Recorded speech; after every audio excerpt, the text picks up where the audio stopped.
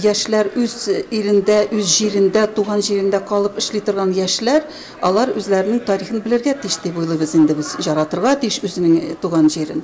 Шулай итеп, менә шул теманы алдык. Ул тема багышлана 100 еллыкка, Татарстанның 100 еллыгына багышлана. Туган як тарихы белән кызыксынучы яшьләр күп. Сораулар арасында катлаулысы һәм юмор белән тапкырлыкка да булды. Брейн рынок күңел ачу интеллектуаль уенда шәһәрнең төрле предприятие һәм учреждениеләренә 6 җыелма команда катнашты. Алдан 2шәрләп ярыштылар. 3 балга кадәр. Җавапларның дөрестлеген һәм уенның гаделлеген күзәтү комиссиясе бәяләде. На данный момент 17 микрорайонов.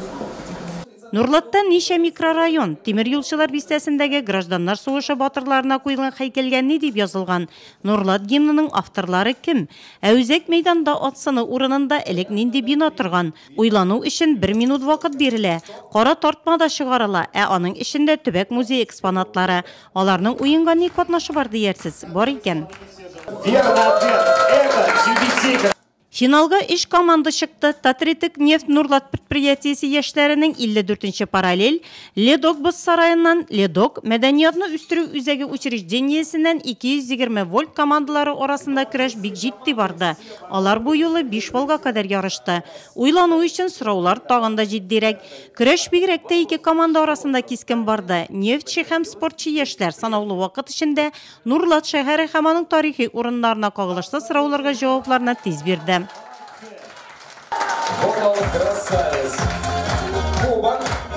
Беренче урын Кубок Ледок боз сарае яшьләренә бирелде. Җиңүче командага туган як тарихы һәм Таиз сырның 100 еллыгы уңаеннан дипломы тапшырылды. Бу уенны оештыручы кешеләргә бик зур рәхмәт әйтәбез килә. Безнең команданың дулкынлану әз генә бар иде, ләкин без вакытында тынычландык. Без әзерләндек. Моның бик авырлыгы безнең өчен булмады.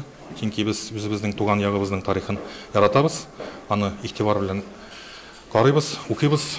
Шундый ук дипломга Татаритек нефть Нурлат предприятиесе яшьләре лаек булды. Алар 2нче урында.